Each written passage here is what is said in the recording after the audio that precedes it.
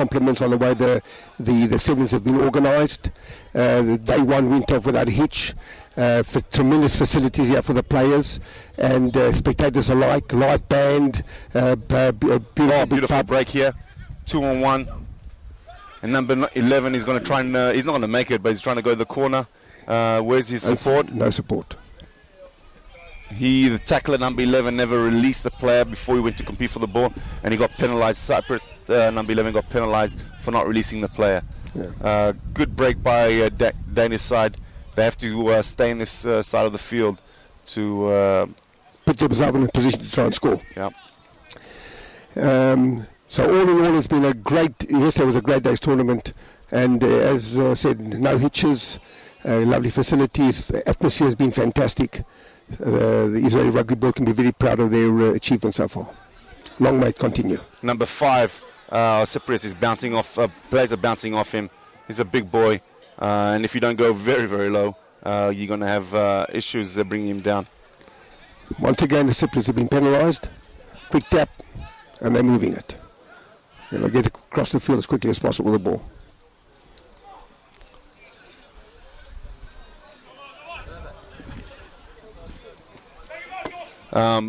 Key for us. And this is a good break. This could be a good break. Number 12, good cover tackle, smothered the player down. But Milton, key for us here is the 11 o'clock game, local time. Israel's playing Poland to try and make the top four in the pool, which will mean that they go into the play division. There are a lot of expectations from the Israel national side. Unfortunately, they haven't had a great first day, but they finished the first day with the first victory over Serbia. But hopefully they can produce a good game against a very, very good Polish side. Oh yes, for sure, Jonathan. This is a do-or-die match for us. Obviously, playing at home, we've come with big expectations to do well in front of a home crowd, and we don't want to let them down.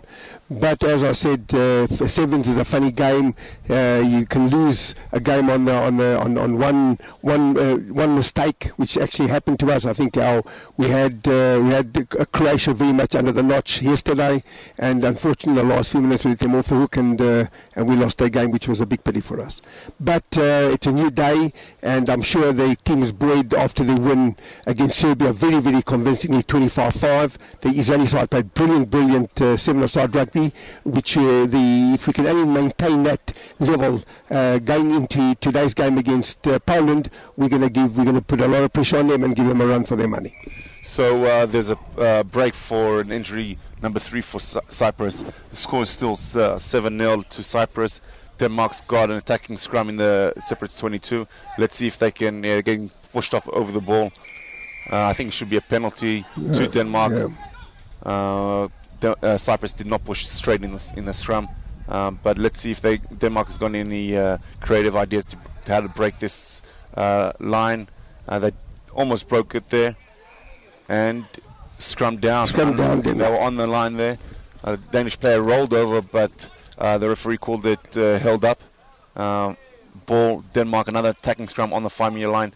They're going to have difficulties winning their own ball with the Cyprus back. Cyprus back are going to push them over. This is the last play of the scrum of the first half. Denmark have to come out with points. Well done. Well done to Denmark.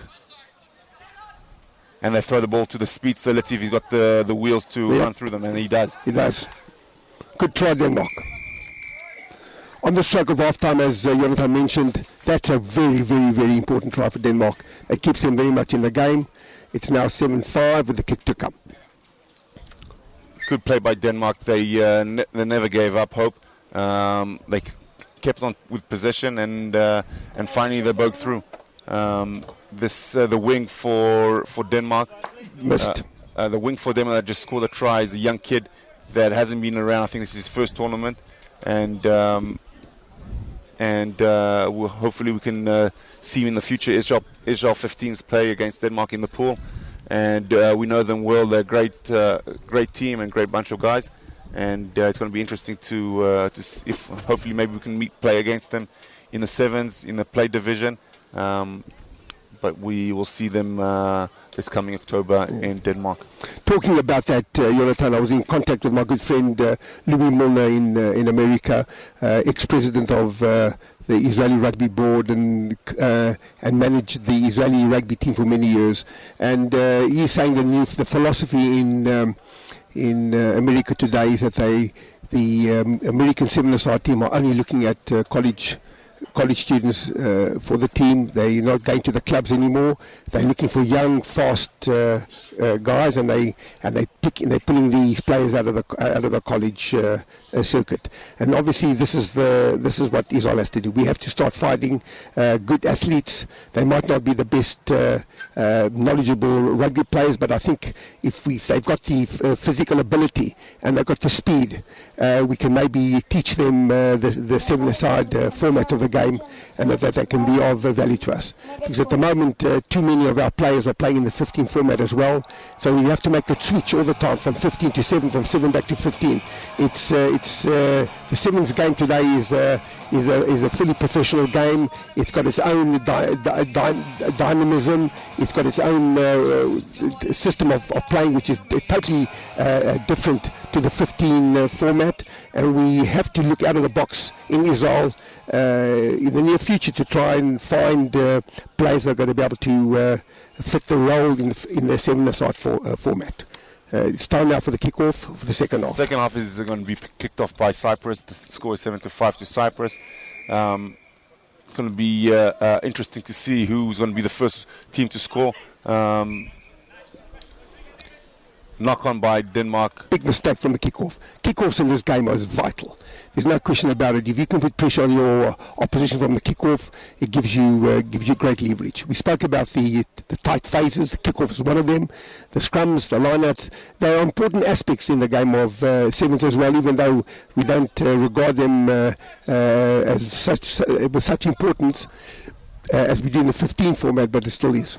Knock on. Marcus, the good Cyprus, one of the best Cyprus players, just knocked on, unfortunately.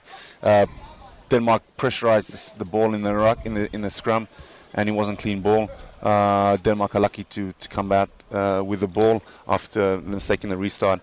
I'm amazed at the size of these Cypriots, Jonathan. I would have thought they would go for more slower, more agile players, but they've packed this idea with big guys.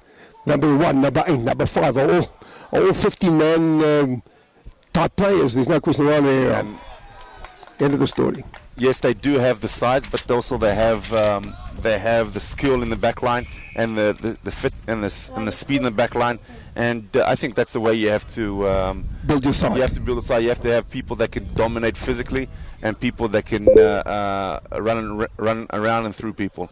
And that's what Cyprus got. They got a very all-around good team.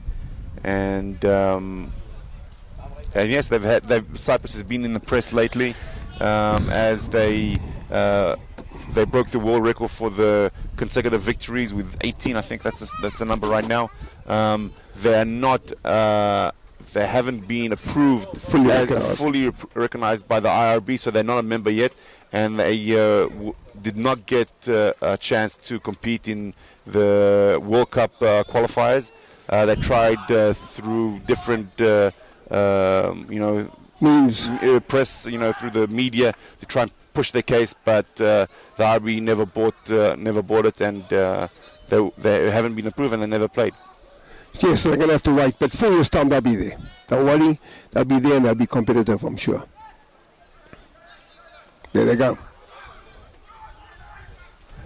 You see, as you say, running through. Massive. He pumped that man off, he pushed him back to 15 meters. Denmark defense is scattered. They're not in one line. They won that turnover, but they don't have a flat defense that pressurized the players. Luckily for them, they won that turnover.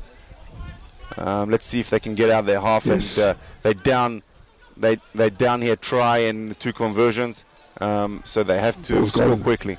Advantage Cyprus. One of the big guys trying to kick. Kicked it out. I think it was a wasted ball. Yeah. It's not a great idea. Oh, yes, you're in trouble, mate. that was obstructing the thrower in and the free kick to Denmark. Again, another kick, but this time, again, they kicked away possession. I don't know about these kicks. If you're not qualified to do it, better not. You don't do it. Stay away. Stay away from the kicks. Yeah, keep possession in hand. Sevens, he can throw the ball back 30 meters to one of the players. It doesn't really matter how far back you go, but if you have support there and you can keep possession, you can buy some time. You can regroup and go forward back. It's a bit lovely breeze blowing through here today, which we never had yesterday, which is going to keep the day nice and cool. Israel, dramatic. We have sun now all the way through to October. Wonderful holiday place to come to. We have got the most magnificent beaches. I know Tel Aviv Beach is rated up there with the best in the world today, and I'm sure that anybody listening in has not fully decided where to come to for your holiday. I can highly recommend Israel for its sun, for its beaches, for its wonderful tourist attractions, biblical and not. A wonderful, wonderful holiday resort. No question about it. And all you guys that follow the rugby and watching this broadcast should, if they're not aware of it, they should know that in July the Maccabi Games are going to start. Maccabi Games, it's known as the Jewish Olympics, with Jewish sportsmen from all around the world come and compete in different sport events. Rugby is one of the main sporting events in the competition. With this year, they're having youth 7-a-side, men's 7s and 15. It's going to be the biggest and probably one of the best rugby Maccabi events till date. And whoever is planning a vacation and want to see some rugby, it's a good opportunity to come to Israel. And by the way, they seem very competitive teams. We can expect a very, very good side from Australia. They won gold 4 years ago. America sends a very, very strong Maccabi side. The South Africans, they usually are very, very strong. They haven't been on that for the last few years, but we can expect things from them as well. The ball's just gone forward from the Cypriots. Vantage Denmark, penalty, holding on the ball. Denmark are getting penalised heavily this game. I think they're making silly errors and good break here by Denmark. Wonderful break. Number 12 Marcus giving up the chase. There's still 1 minute to go after this try, so it's still game on. The score is going to be it's 14-10 right now with conversion to come. He needs to make it. He does. So it's 14-12. Less than a minute to play. Anybody's game right now. Yes, it's ending. It's going to end very, very excitingly. If Denmark can put pressure on Cyprus now, that kick went too deep. Yeah, there should have been a shallow kick. Yeah. Trying to compete. When compete for the ball. You can't really compete for the ball. You just handing back position. And there we go. And here we go. The big number 1 from Cyprus. He's massive. He's got space, but he's going to get chopped down. No. That's a great run. That's the winning try for Cyprus to make the ball game for Cyprus. Yes, we spoke about it. There's a lot of tactics in the 7-a-side game. Denmark did not do the right thing. That kick had to go short. Denmark had to compete for it and try and get back the position, which they didn't do. Handed the ball to Cyprus. Cyprus converted. Cyprus wins. So Cyprus are now in the top part of the draw. Yeah, Cyprus are going to be qualified for the Cup draw. They're going to go through with Netherlands as number 1 ranked in the pool. The Netherlands still got a game to play, but as they haven't lost the game, Netherlands in the first game, and they got a very high score difference, they'll top the pool with Cyprus to be ranked second. Cyprus will definitely play Belgium in the semi-finals, which will take place. Whoever's listening in Cyprus or in Belgium, the Cyprus semi-finals against Belgium will take place at 2:30 local time.